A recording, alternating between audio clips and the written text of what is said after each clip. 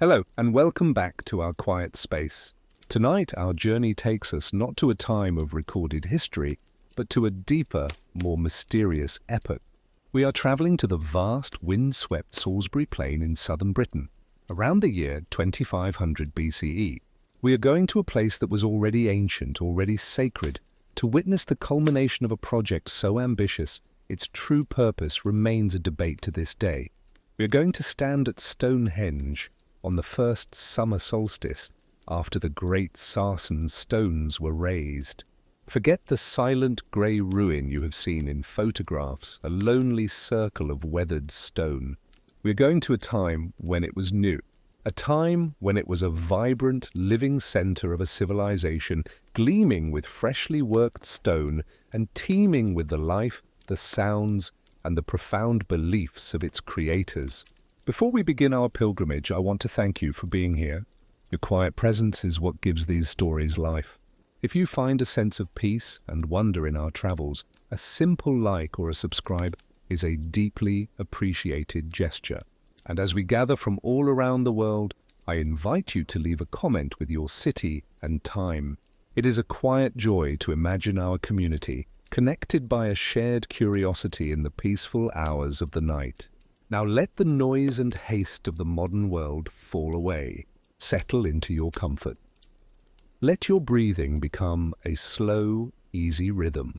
We are about to walk on ancient earth, to breathe the air of Neolithic Britain, and to witness a sunrise that was 4,500 years in the making.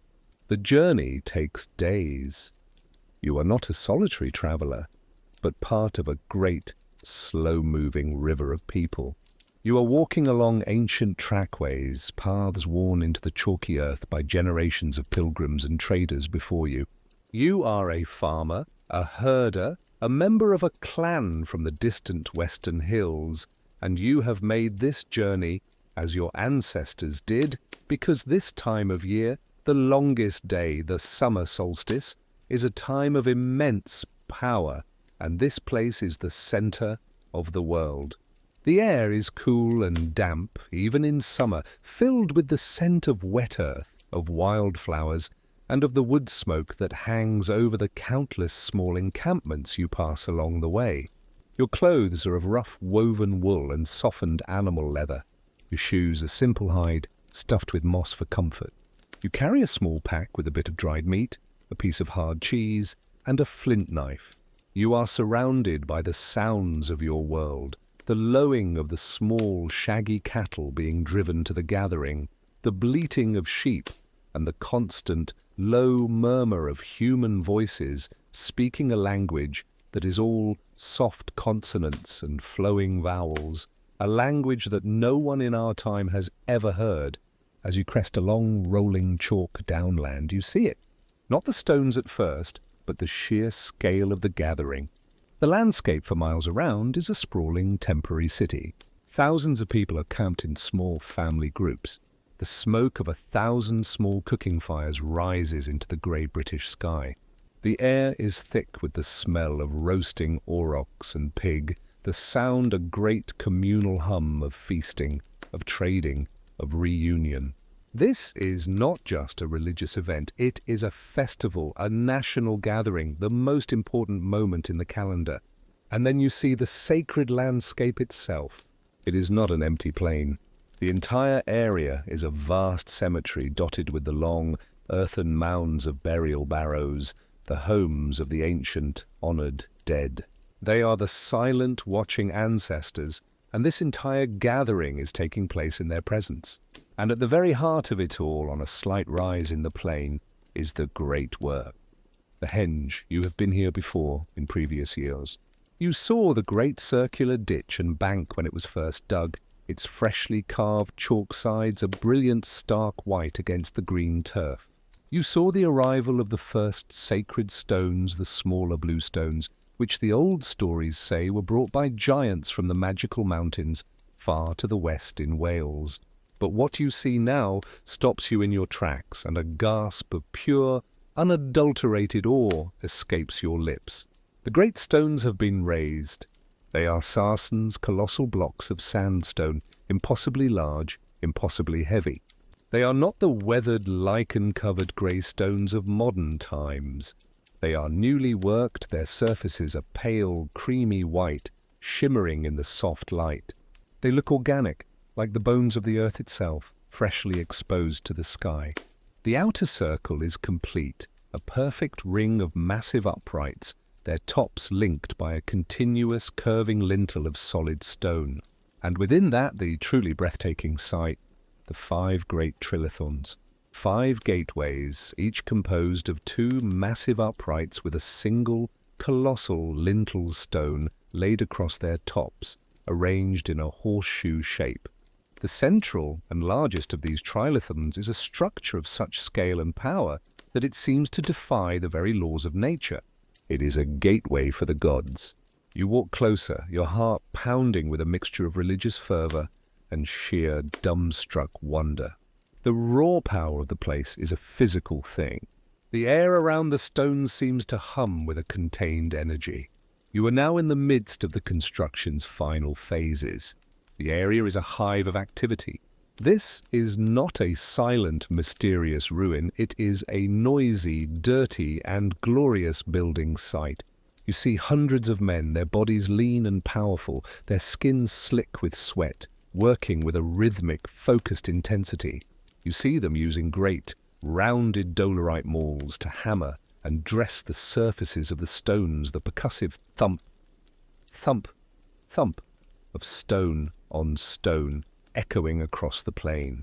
They are not just quarrying the stones, they are shaping them with incredible precision.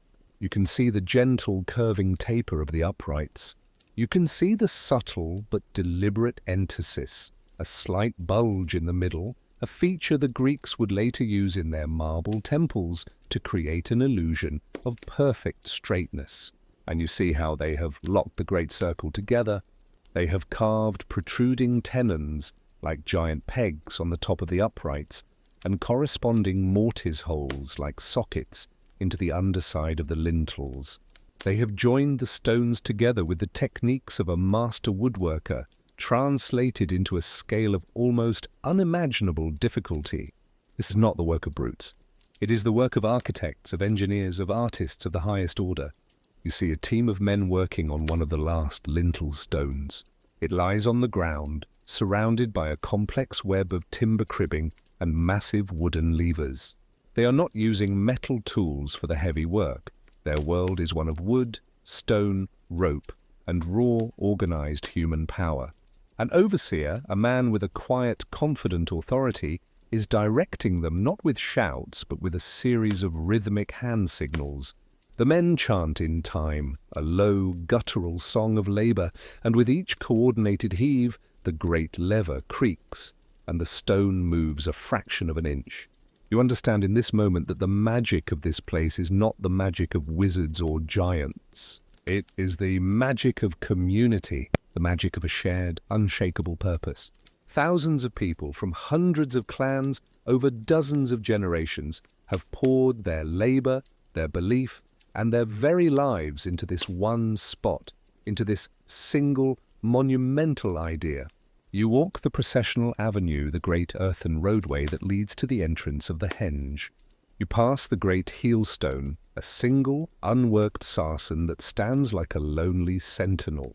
The entire structure, is aligned to this stone. It is an astronomical instrument of breathtaking precision, a vast stone calendar designed to mark the one moment in the year that matters most, the rising of the sun on the summer solstice. Tonight is the night. The work has been finished just in time. The last of the great lintels has been raised. The last of the shaping has been done. The workers are now mingling with the pilgrims, their faces weary but filled with a deep, exhausted pride. As dusk begins to fall, a different kind of energy settles over the great encampment. The cooking fires are banked. A great, expectant hush falls over the thousands of people. The priests and priestesses, the keepers of the old knowledge, begin to emerge. They are dressed in ceremonial robes adorned with necklaces of jet and amber and polished bone.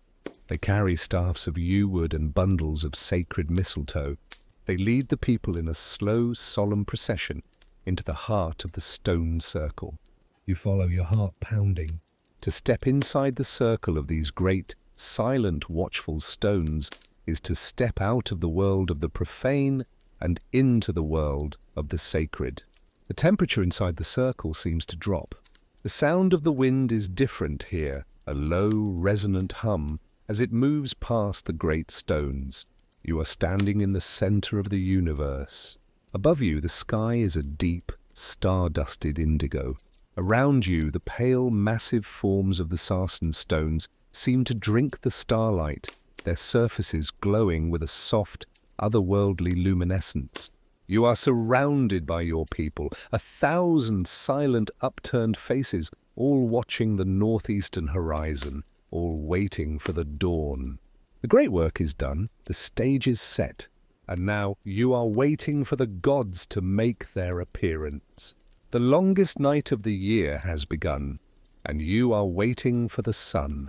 The night within the stone circle is unlike any night you have ever known. It is a time of profound and active waiting, a sacred vigil that is both a community ritual and a deeply personal, internal journey. The air grows colder, a damp chill that seeps from the earth and the great cold stones. The thousands of people gathered inside the henge are not a rowdy, festive crowd. They are a congregation wrapped in a deep, collective silence. You find a place to sit on the cool, springy turf, your back against one of the smaller bluestones. The stone itself seems to have a strange, resonant quality. It feels ancient, far older than the newly erected sarsens, and it hums with a low, almost imperceptible vibration, a deep, telluric energy that seems to connect you to the very bones of the earth. The stories say these stones have healing powers, that they were brought from a land of magic. As you lean against it, you can almost believe it. The darkness is absolute. There are no great bonfires within the sacred circle itself.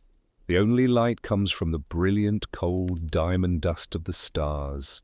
In the clean, pre-industrial air, the Milky Way is not a faint, hazy band. It is a vast, luminous river of light, a celestial road that seems to flow directly overhead. The constellations are sharp and clear, their patterns familiar, comforting guides in the vast, dark ocean of the night. You see the shapes that your people have known for generations, the great plough, the hunter, the celestial boar, and you feel a sense of profound connection to your ancestors who watched these same stars turn in this same sky. The priests and priestesses move through the crowd, their forms shadowy and indistinct in the starlight. They do not speak in loud voices, but in low, rhythmic chant, a language that is more music than speech. It is a hypnotic, mesmerizing sound, a river of prayer that flows through the silent crowd, binding everyone together in a shared web of belief. The sound seems to be absorbed and amplified by the great stones, creating a subtle, resonant acoustics, as if the henge itself is humming along with the chant. You are not just an observer, you are a participant. You close your eyes and you let the chanting wash over you. You think of the year that has passed. You think of the harvest, of the long, dark winter, of the new lambs born in the spring. You think of the members of your clan who have died, whose spirits are now sleeping in the great barrows that dot the plain around you. This is a time of accounting, of remembrance, of letting go of the old year and preparing for the new one. The hours pass with a strange, fluid quality. Time seems to stretch and compress. Sometimes a moment of intense, focused awareness will last an eternity. Sometimes an hour will disappear in a trance-like reverie. The cold deepens and the people huddle closer together, sharing their warmth, their wool cloaks pulled tight. There is no sleep. To sleep on this night would be to miss the great event, to fail in your sacred duty of watchfulness. You begin to understand the genius of the monument's design. It is not just a calendar. It is a theatre, a stage for the greatest drama in the universe, the battle between light and darkness, between life and death. And this longest night is the turning point of that drama.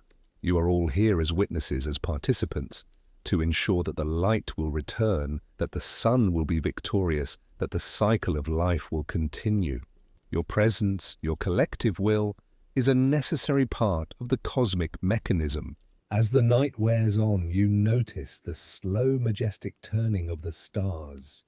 The great celestial wheel is tilting. The priests are watching this movement with an intense, practiced focus. They are reading the sky like a great open book. They know from centuries of observation passed down from master to apprentice the exact moment to look for. A new sound begins, a single, deep, resonant beat from a large, hide-covered drum. Boom.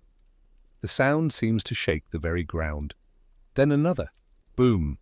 It is a slow, steady, patient rhythm like the heartbeat of the earth itself. It is a signal the time is near. A collective shiver of anticipation runs through the crowd. Everyone begins to stand, their bodies stiff with cold and the long vigil. All eyes, which had been turned upwards to the stars, now turn to one specific point on the horizon, the northeast. You focus on the gap between two of the great sarsen uprights in the outer circle, the gateway of the henge.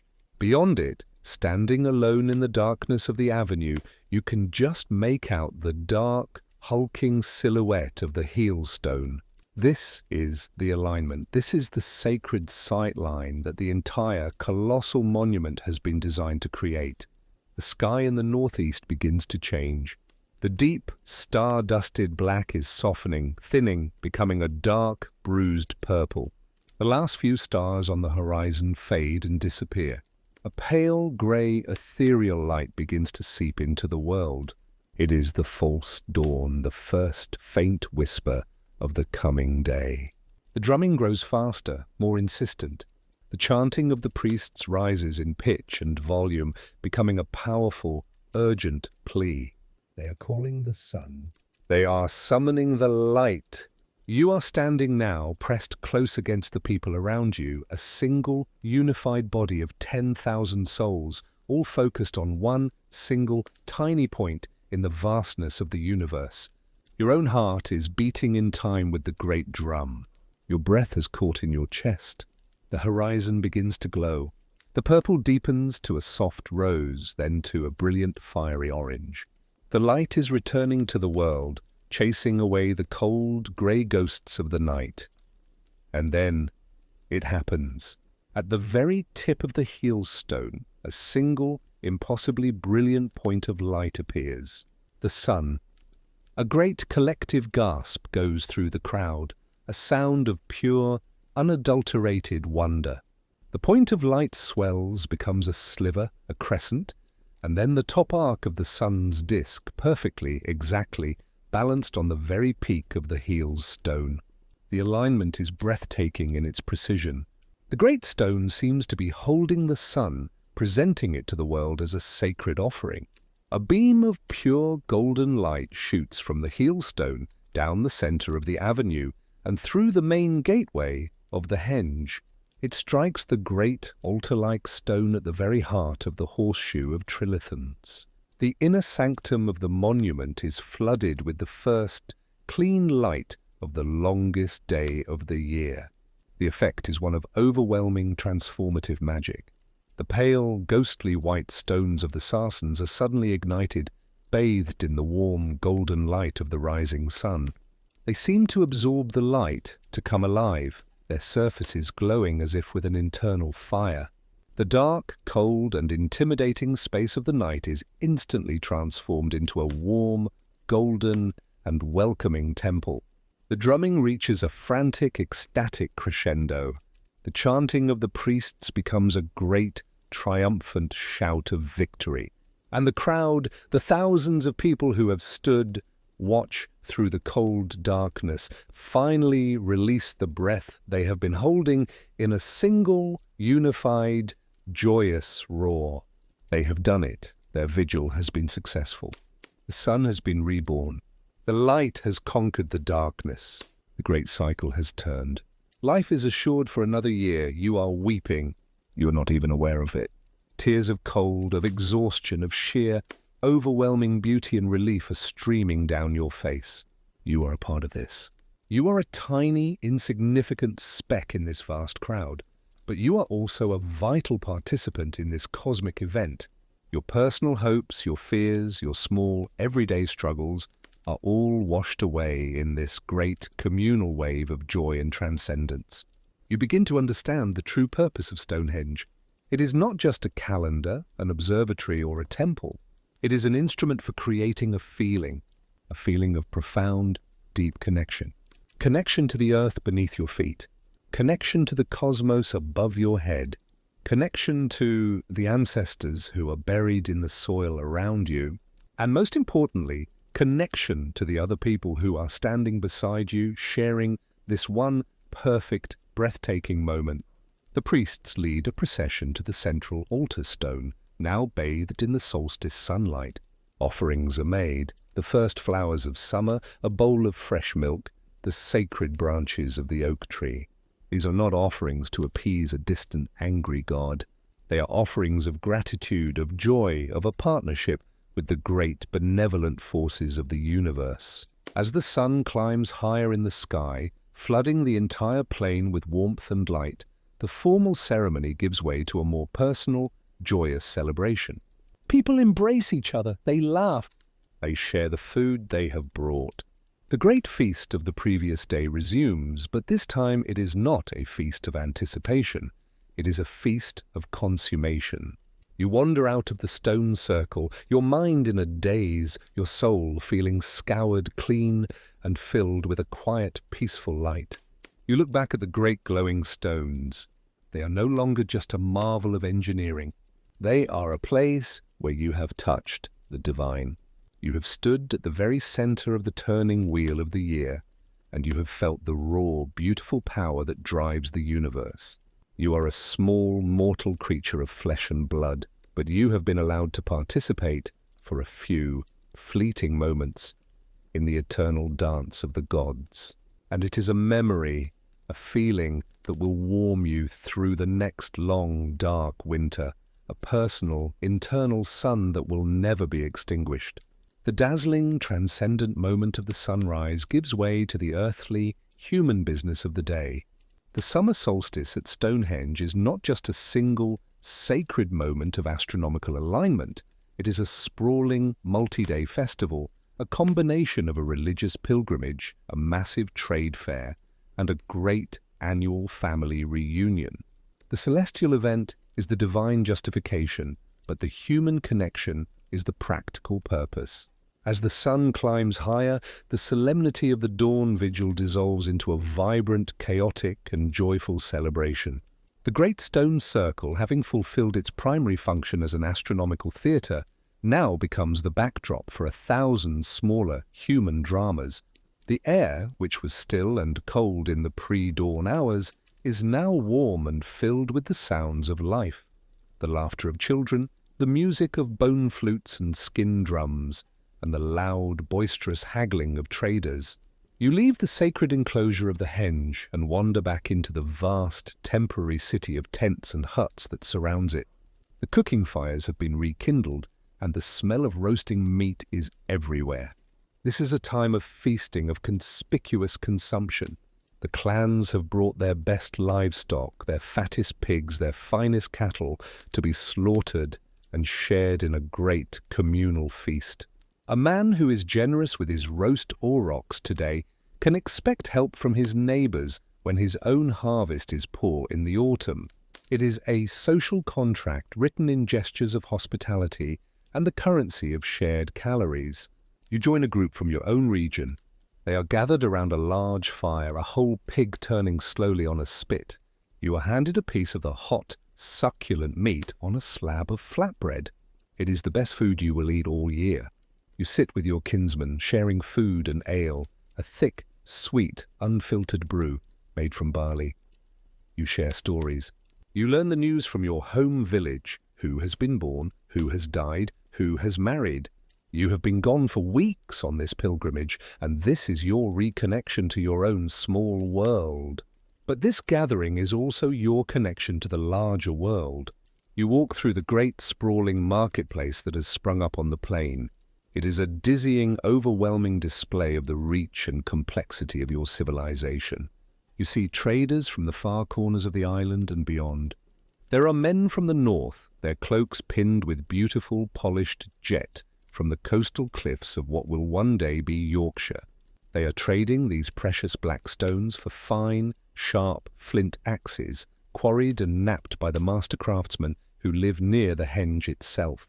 There are traders from the western coast, from the lands of Cornwall. They have brought small, heavy, unassuming-looking ingots of a special grey metal, tin. This is a substance of immense value. When mixed with the copper that comes from the great mines in Wales, it creates a new, miraculous material, bronze. Bronze is harder than copper, capable of holding a much sharper edge. It is the raw material of a technological revolution, and this trade route, this connection between the tin of the Far West and the markets of the continent, is one of the most important economic arteries of your world. You even see men whose features are different, whose clothes are of a strange cut. They are traders from across the narrow sea, from Armorica, the land that will one day be called Brittany. They have brought beads of amber, the golden fossilized resin that has travelled 1,000 miles from the shores of the Baltic Sea, passed from hand to hand, from tribe to tribe, a slow, patient river of trade that connects the cold northern forests to this bustling, chalky plain. You have no tin or amber to trade, but you have the skills of your own people. Perhaps you are a master leather worker.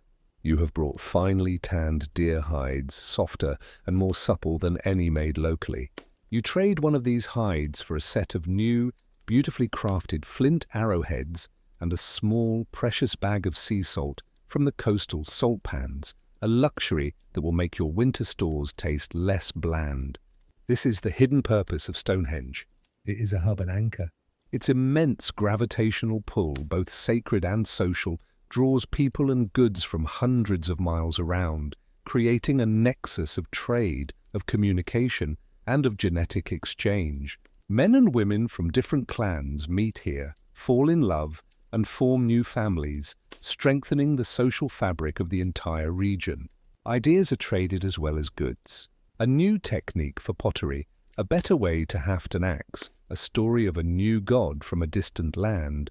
All of these flow through the Solstice gathering at Stonehenge. The monument is not just a static object. It is the beating heart of a living, breathing, and surprisingly sophisticated culture. But the day is not just for feasting and trading. It is also a time for more personal and more somber rituals. You see a family, their faces etched with grief, making a slow, solemn procession towards one of the great earthen barrows that dot the landscape. They are carrying a small ceramic urn. Inside are the cremated remains of a loved one who died during the past year. The barrows are the homes of the ancestors, and to be buried here, in the sacred landscape, in the shadow of the great henge, is the highest honor. The family disappears into the entrance of the barrow, a low, stone-lined passage that leads into the darkness of the earth. They are going to place the remains of their loved one in the company of the ancient, powerful spirits of their clan. They are adding a new voice to the chorus of the ancestral dead who watch over this place. You perform your own quieter ritual. You walk the long, curving path of the cursus, a massive, ancient earthwork 2 miles long, whose purpose is already half forgotten. It is a ceremonial pathway, a place for processions, for a ritualized journey through the sacred landscape. As you walk, you think of your own ancestors. You think of your father who brought you here as a child. You think of his father before him. You are one link in an unbroken chain of pilgrimage that stretches back beyond memory. Your presence here today is a fulfillment of your duty to them, a way of keeping their memory and their traditions alive. Later in the afternoon, you are drawn back to the stone circle itself. The great crowds of the morning have dispersed, and the space is now quieter, more intimate. It is open to those who seek a more personal connection with its power.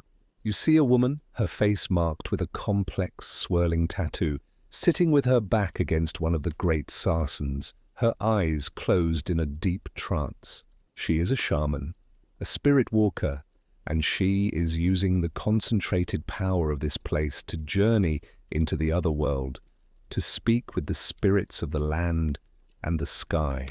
You see a sick child being carried to the bluestones. The parents gently rub the child's afflicted limb against the strange, dark, spotted dolerite of the stone, murmuring prayers.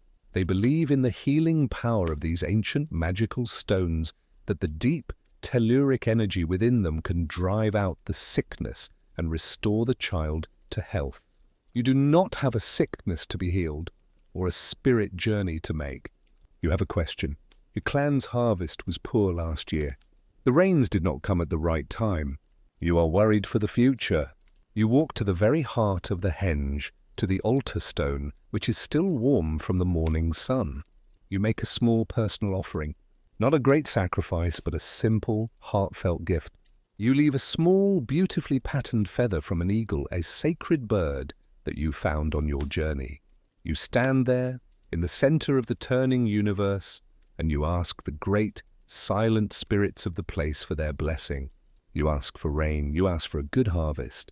You ask for the health of your family and your livestock. You are a small, hopeful man standing in a house built for gods, and you are asking for the most basic and the most profound of all things, the continuation of life. As you stand there, a strange acoustic effect occurs.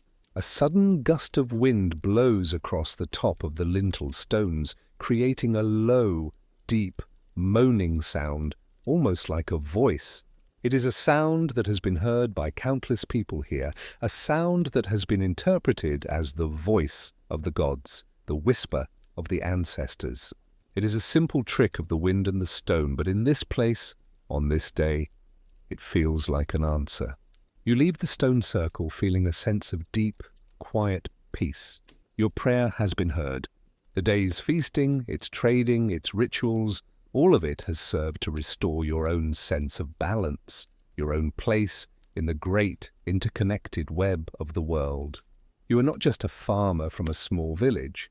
You are a part of this great people. You are a child of this sacred land. And you are a participant in the eternal cosmic drama that is played out every year, in this magnificent, stone-built theatre of the sun. The longest day of the year is beginning to wane, but your own inner light feels rekindled, brighter, and stronger than before. As the long, golden afternoon begins to fade, a different, more somber energy begins to settle over the great gathering.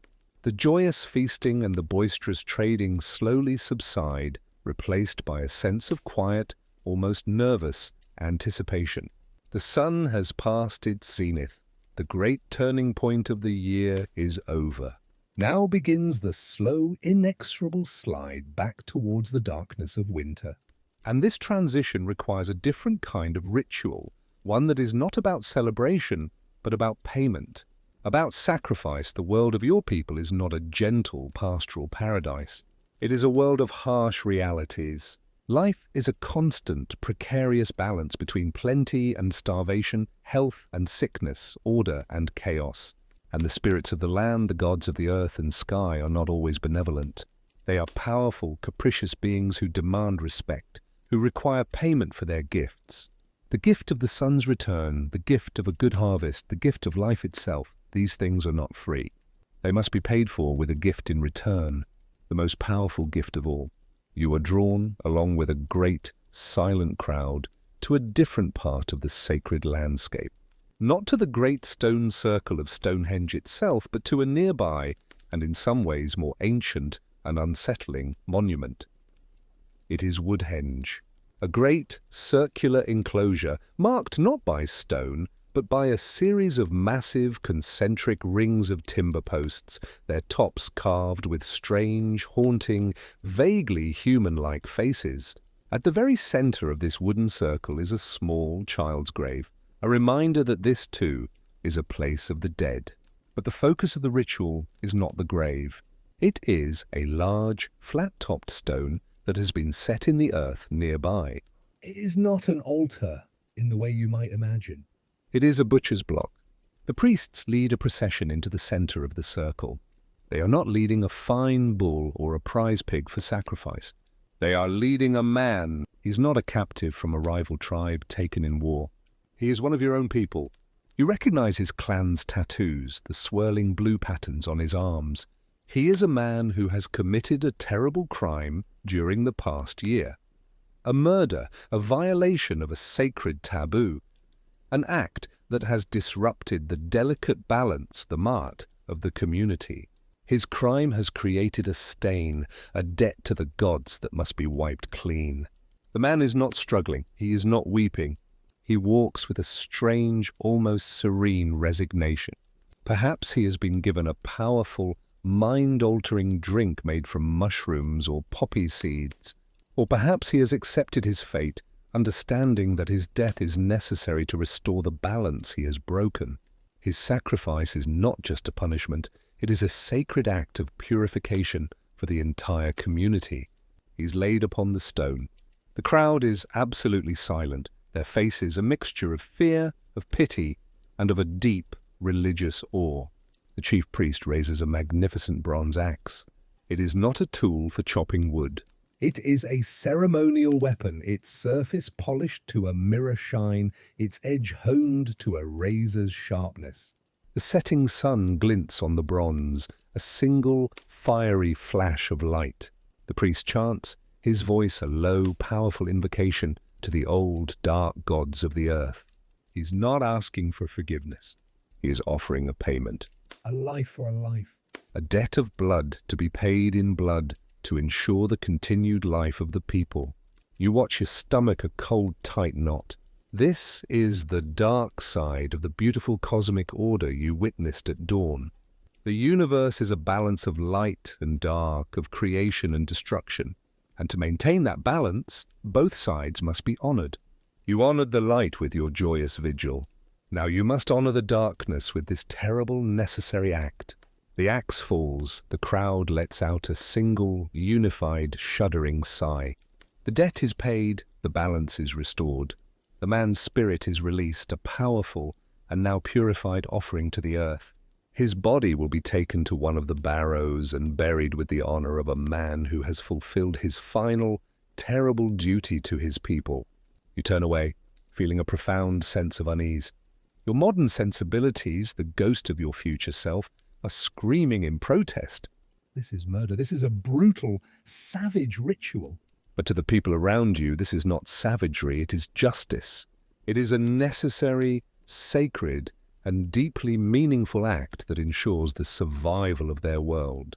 You are a witness to a moral universe that is utterly alien to your own, a world where the life of the individual is secondary to the health of the community and the balance of the cosmos. As dusk settles, the great gathering begins to break up. The feasting is over, the trading is done, the sacred rituals are complete. The people begin the slow process of packing their belongings, of gathering their families and their livestock. The great temporary city is dissolving, its inhabitants melting back into the landscape, beginning their long journeys home. You will leave in the morning, but tonight you have one final pilgrimage to make. You are not the only one. Many people on this last night are drawn back to the stone circle, not for a great public ceremony, but for a private, final communion. You enter the henge. The space is quiet now, dotted with small, silent groups of people. The great sarsens are dark, hulking silhouettes against the star-dusted sky. The air is cool and smells of crushed grass and the faint, lingering scent of the day's incense. You walk to the very center, to the altar stone.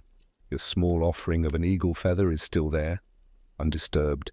You sit on the ground, leaning your back against the great central trilithon, the gateway of the gods.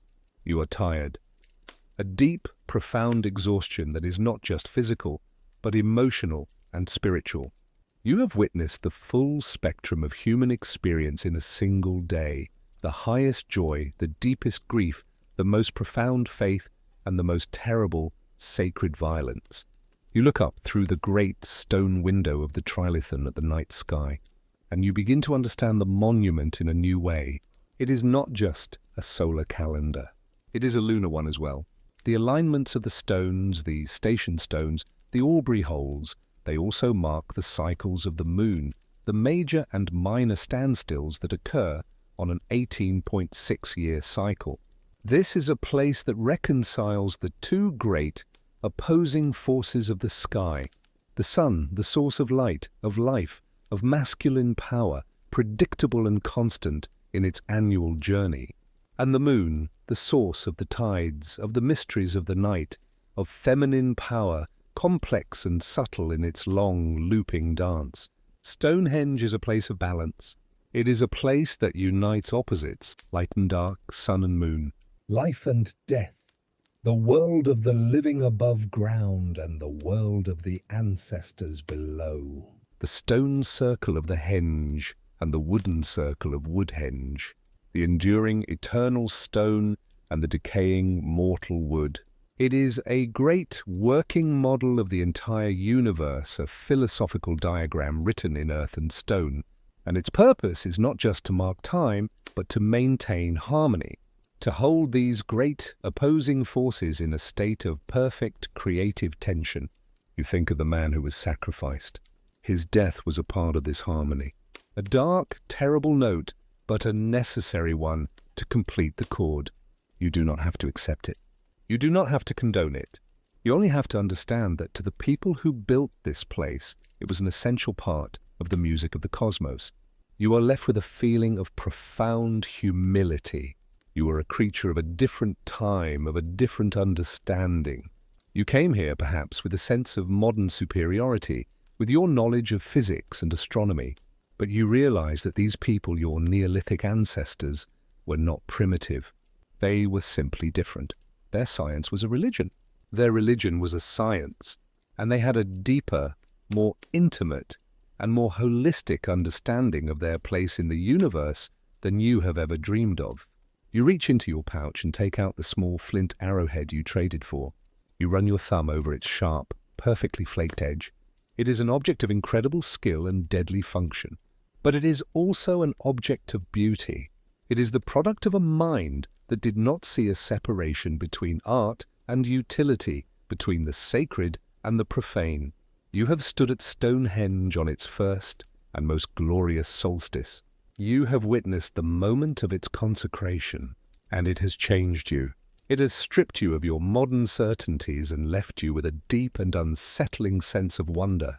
The world is older, stranger, and more mysterious than you ever imagined, and the minds of your distant ancestors were not simpler than yours. They were just looking at a different part of the sky. As you finally close your eyes, leaning against the great, cold, and strangely comforting stone, the last sound you hear is the whisper of the wind through the henge, a sound that might be just the wind or might be the voice of the ancestors, telling you a story you are only just beginning to understand.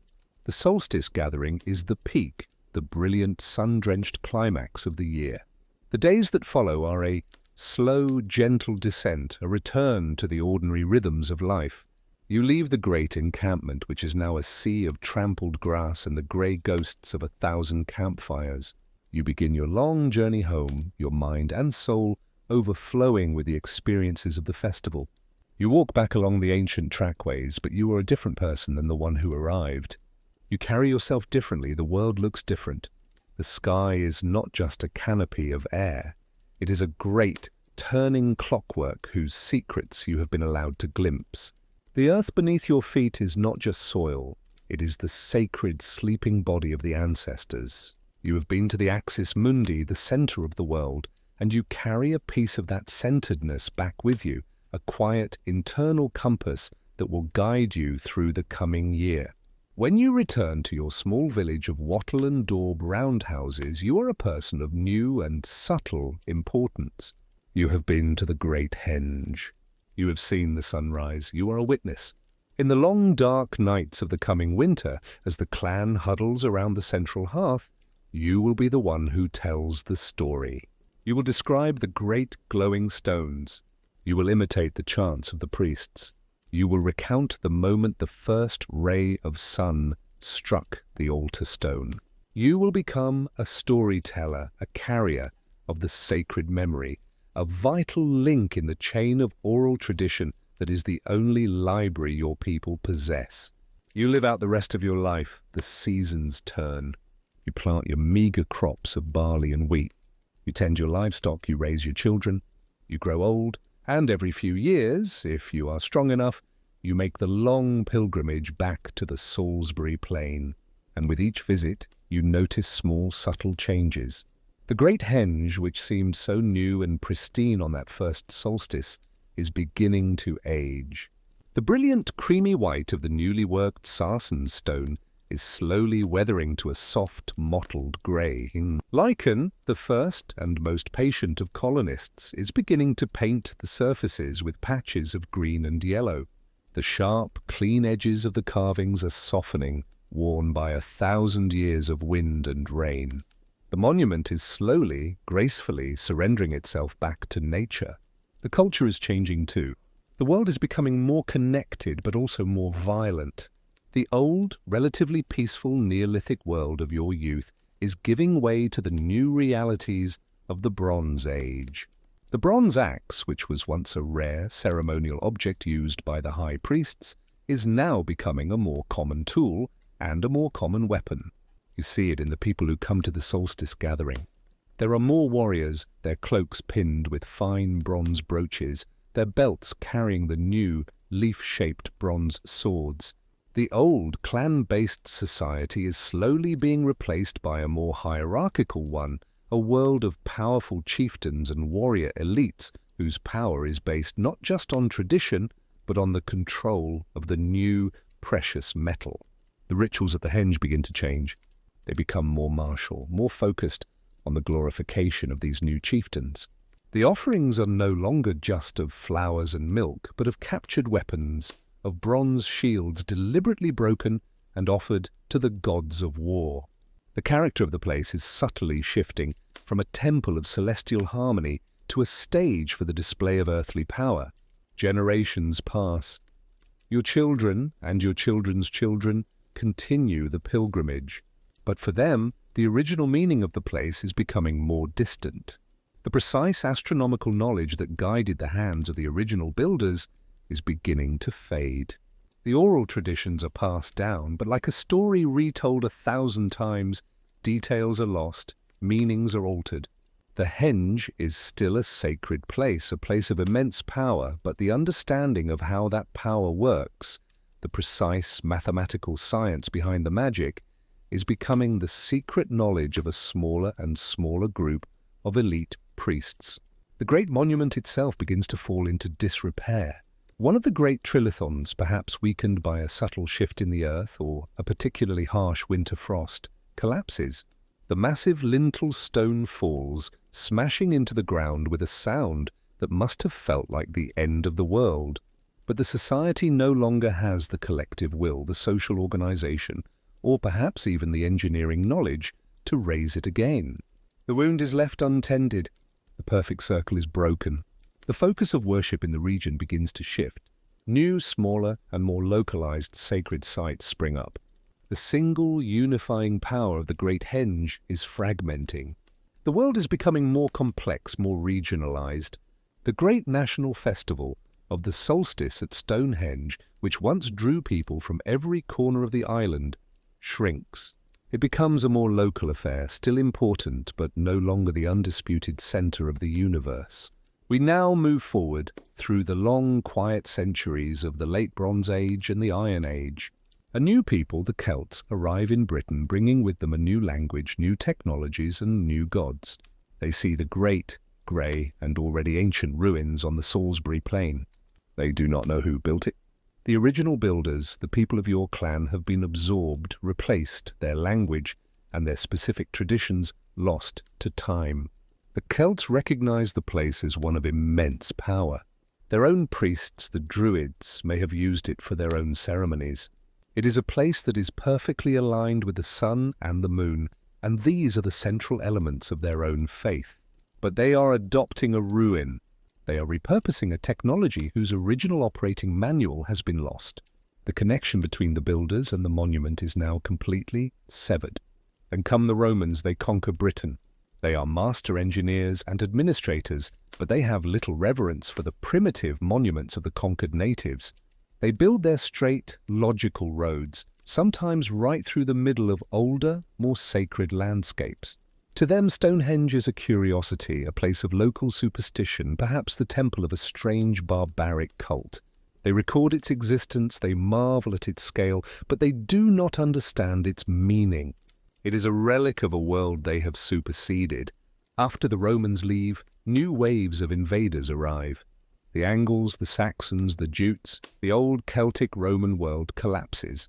Britain enters a period of fragmentation and warfare. The Salisbury Plain becomes a dangerous, contested land. The Great Henge, now more than 3,000 years old, is a lonely, windswept ruin in a land of warring kings. It is no longer a place of pilgrimage. It is a place of ghosts. A place to be avoided. Its name is forgotten. Its purpose is a complete mystery. It is during this period that the great legends are born. With no historical memory to explain the monument, a new mythological memory is created. This could not be the work of ordinary men. It must have been built by giants. Or perhaps it was the work of a great wizard, Merlin, who magically transported the stones from Ireland to be a memorial for the knights slain in a great battle. The story of the Henge becomes entangled with the new legends of King Arthur and the Knights of the Round Table. The ruin of a Neolithic temple is transformed into a backdrop for a medieval romance. The stones stand silent through the Middle Ages. They watch the coming of Christianity, the building of the great cathedrals like the one in nearby Salisbury. This new faith has its own sacred architecture, its own celestial alignments of stained glass and soaring vault. The old pagan circle of stone is seen as a place of darkness, a relic of a diabolical past. And so the great monument waits. It has been a temple, a calendar, a place of sacrifice, a political stage, a ruin, and a legend. It has been all of these things. It has lost its original purpose, its original name, and its original people, but it has endured. Its great, silent stones have kept their vigil, holding the secret of their alignment, waiting for a new kind of priest to arrive, a priest who will come not with a bronze axe or a sacred chant, but with a measuring tape, a compass, and a new way of asking questions. The age of faith and legend is slowly ending, and the age of science and inquiry is about to be born. The Henge is waiting for the archaeologists. The long, slow sleep of the monument, its slumber as a place of myth and legend, is finally disturbed by the arrival of a new kind of human, the antiquarian. We have now drifted forward to the 17th and 18th centuries into the Age of Enlightenment. Men of science and reason, armed with a new sense of historical inquiry, begin to look at the great grey ruin on Salisbury Plain not as the work of wizards, but as a solvable puzzle, a message from the past that could be deciphered. The first of these was John Aubrey, a brilliant, eccentric, and insatiably curious scholar. He rides out to the plain and does something that no one has done for thousands of years. He begins to measure. He paces out the circumference of the great ditch. He sketches the layout of the stones. He notes the smaller, less obvious features, the slaughter stone, the station stones, and a ring of mysterious chalk-filled pits within the main bank. These pits will forever bear his name, the Aubrey Holes. Aubrey is the first to dismiss the popular legends of Merlin.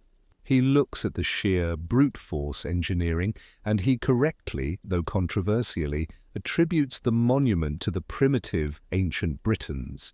He speculates that it was a temple for the Druids, a theory that, while likely incorrect, will dominate the popular imagination for the next 300 years. He is the first modern archaeologist of Stonehenge, and he reawakens the world to the idea that the ruin is not just a romantic backdrop, but a text that can be read. A century later, another antiquarian, William Stukeley, conducts an even more detailed and obsessive study. He is a doctor, a clergyman, and a man utterly captivated by the mysteries of the past. He spends his summers on the plain, meticulously surveying and measuring the stones and the surrounding landscape. It is Stukely who first recognizes the importance of the avenue, the great earthen processional way. He is the first to correctly identify the alignment of the main axis of the monument towards the northeast, and to propose that its primary purpose was connected to the summer solstice sunrise. He has rediscovered the great secret. He has found the key to the machine.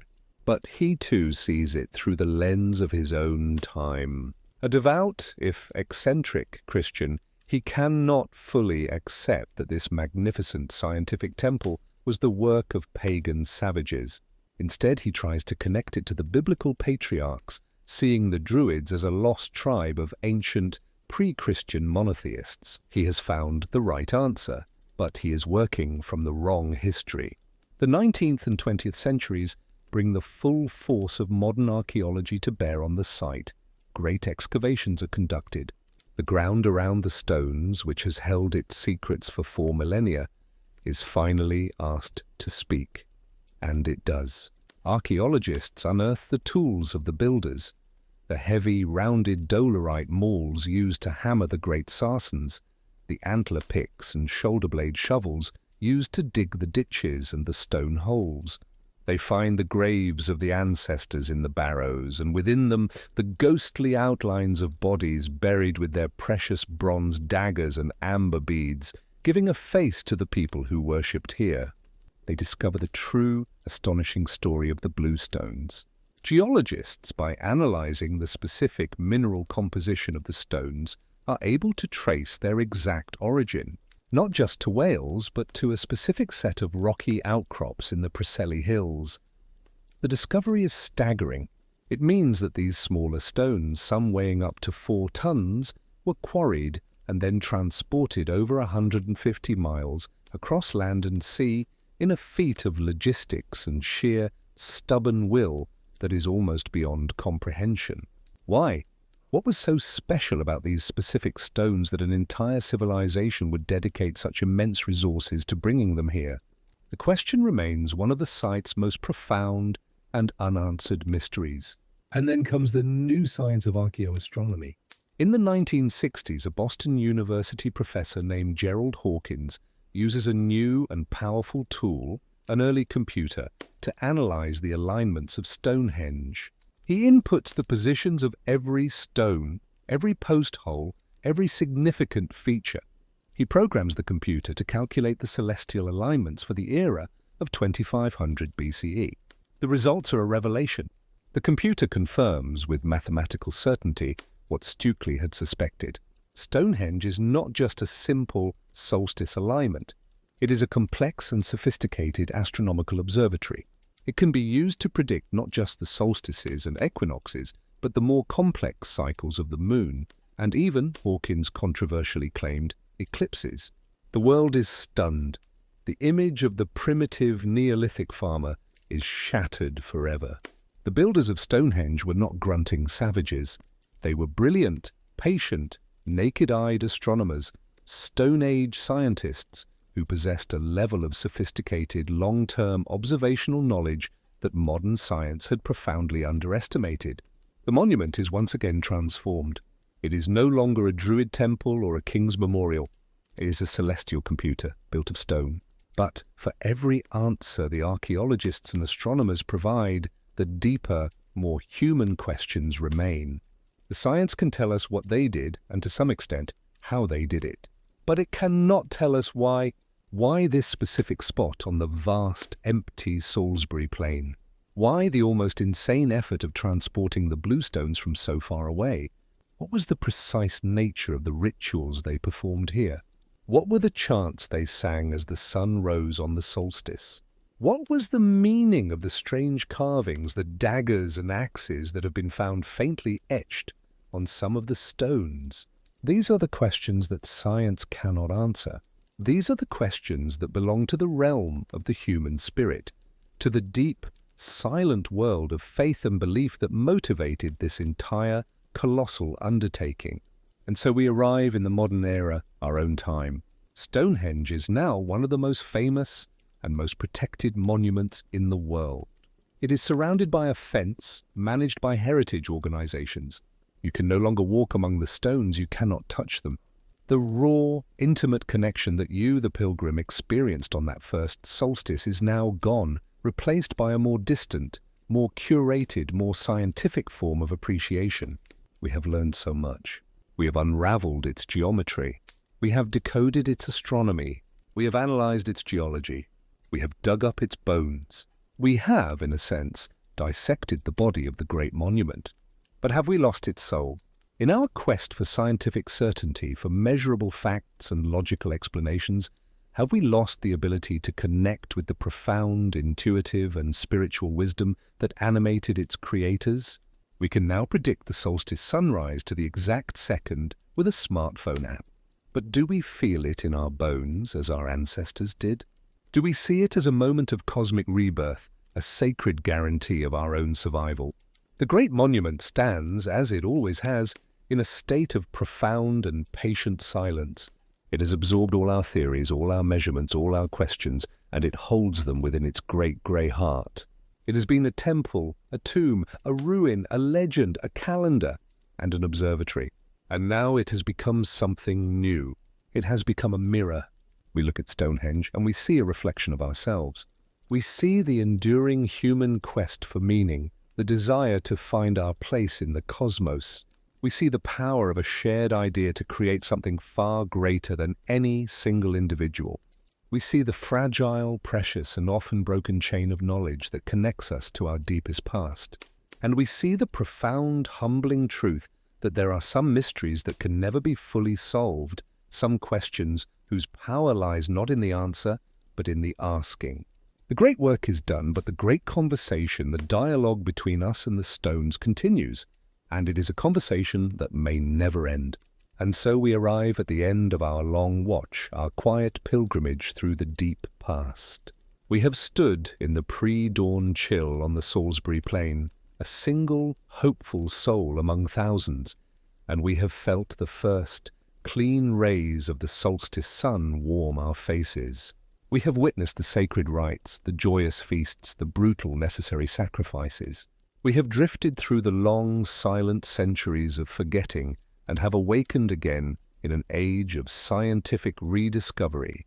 The journey leaves us here, back in the quiet and the comfort of our own time, looking back at the great grey stones, our minds filled with the echoes of their long, magnificent, and often tragic story. What is the final feeling, the ultimate truth that we carry back with us from this journey?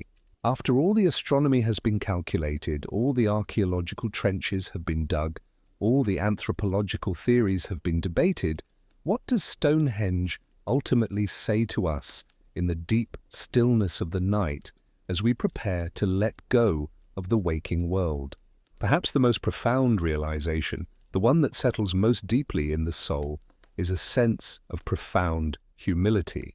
It is a quiet and necessary recalibration of our own place in the long unfolding story of human consciousness. We are a species that is, by its very nature, besotted with its own moment in time. We are convinced of our own unprecedented cleverness, our own unique complexity. We inhabit a world of dazzling, almost magical technology. We carry in our pockets devices that hold more information than the entire Great Library of Alexandria. We can speak with a person on the other side of the planet in an instant. We have mapped the human genome and photographed the shores of ancient seas on other worlds. We feel with a deep and often unexamined certainty that we are the pinnacle of human evolution, the smartest, most capable, and most sophisticated people who have ever lived. But to stand before Stonehenge, to truly and deeply inhabit the world of its creators, is to have that comfortable and self-congratulatory arrogance gently but completely stripped away. It is to be confronted with a different kind of intelligence, a different order of knowledge, a power of a kind that our own civilization, for all its brilliance, has perhaps forgotten. The builders of Stonehenge did not have our tools, but they possessed a tool that was in many ways more powerful, an unbroken, multi-generational continuity of purpose, a patience that is almost geological in its scale. Think for a moment of the sheer, staggering depth of time that this single, sacred project encompasses. The first great earthworks, the circular ditch and the bank of white chalk, were dug around 3000 BCE, a time when the first dynasties were just beginning to rise in Egypt. The great sarsen stones that form the iconic circle were raised 500 years later, around 2500 BCE. But the site was not then abandoned. It was altered, added to, and reconsecrated for another 1,000 years after that. This was not a project conceived and executed in a single lifetime or even a single century. It was a sacred multi-generational trust. The man who first broke the chalky ground with a simple pick made from a red deer's antler was a figure of myth and legend to the man who helped to raise the final, massive lintel stone into place. The woman who witnessed the painstaking arrival of the first bluestones from the distant Welsh mountains was a revered ancestor to the young woman who first saw the solstice sunrise through the completed, magnificent horseshoe of the great trilithons. What kind of society, what kind of culture possesses that level of long-term vision? It is a depth of temporal consciousness, a commitment to a future one will never, ever see, that is almost incomprehensible to the modern mind. We live in a world that is measured in the frantic, fleeting moments of the digital now. Our attention spans are fractured by a constant stream of notifications. Our sense of the future is often measured in quarterly reports, in 2- and 4-year election cycles, in the 24-hour churn of the news. They measured their future in the slow, majestic turning of the stars. They were building a legacy not for their children, but for their children's children's children, a great, silent prayer in stone that they knew would still be speaking to the cosmos long after their own language had turned to dust.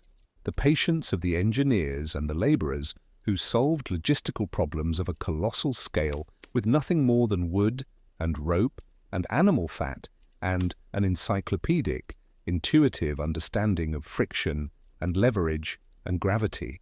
And above all, the patience of an entire people, a whole society who were willing to dedicate their most precious resources, their surplus food, their strongest laborers, their most sacred beliefs, their very lives, to a project whose completion date was not just unknown, but utterly irrelevant. The work itself was the purpose. The communal act of building was the ritual that bound their world together. As you lie here now on the very edge of sleep, allow your own perception of time to soften, to stretch, and to expand. Let go of the anxious, hurried, and demanding rhythm of the modern day. The deadlines, the schedules, the relentless, forward-pressing arrow of your own life. Feel yourself connecting to a deeper, slower, more geological pulse. The pulse of the turning stars, of the slow, patient weathering of stone, of the long, unbroken and magnificent river of human life that flows from the deep, silent past and into the vast, unknown future. You are not just a creature of your own brief, flickering moment. You are a part of that great and ancient river. The ultimate mystery of Stonehenge is not, in the end, a technical one. The how is a fascinating and wonderful puzzle, but the why is the question that truly resonates in the quiet chambers of the human heart. And the answer, you begin to feel, is not just about the sun or the moon or the ancestors.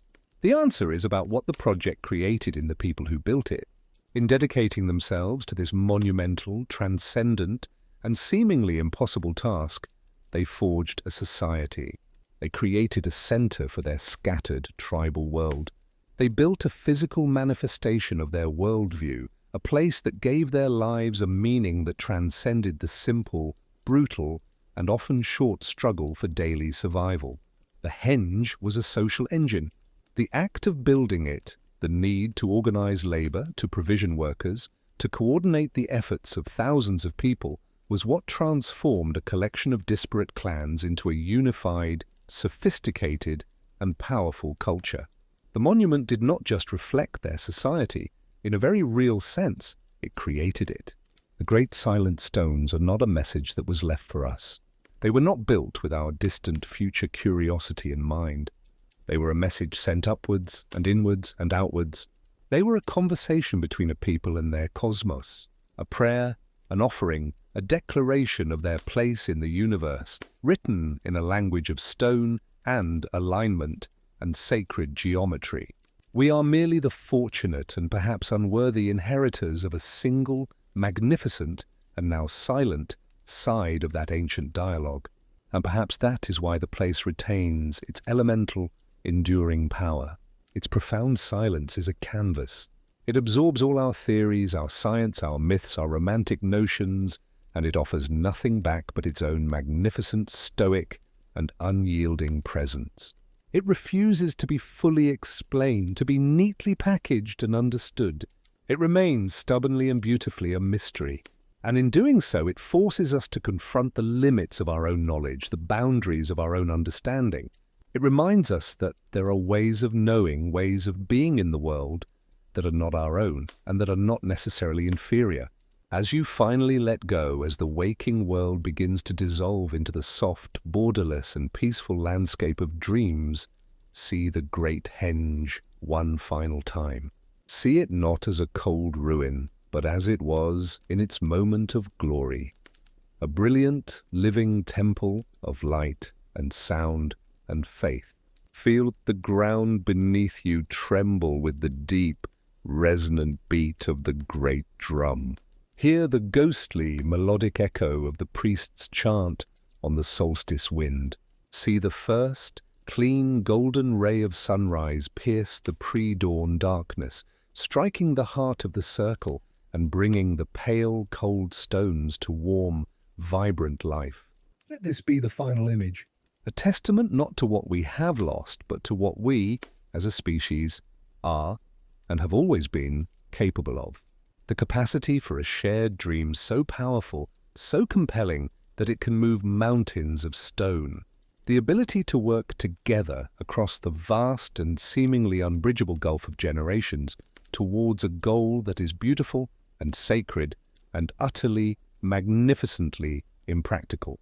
And the deep, innate, and enduring human need to build something that will outlast us, to leave a mark upon the earth, to write our story not in fleeting words, but in the eternal, silent language of stone and stars.